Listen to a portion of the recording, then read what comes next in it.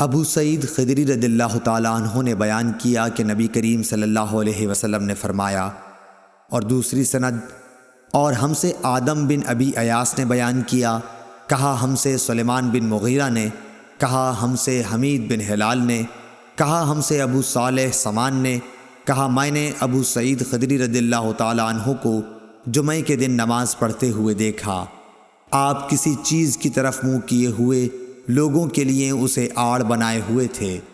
ابو معید کے بیٹوں میں سے ایک جوان نے چاہا کہ آپ کے سامنے سے ہو کر گزر جائے۔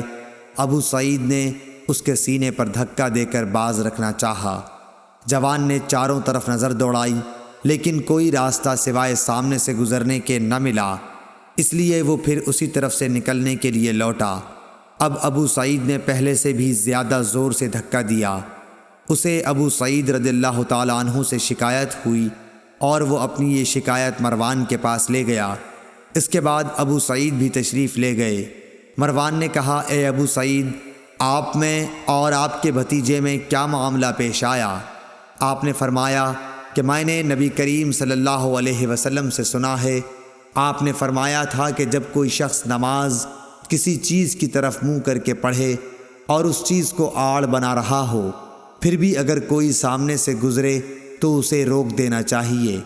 اگر اب بھی اسے اصرار ہو تو اس سے لڑنا چاہیے، کیونکہ وہ شیطان ہے۔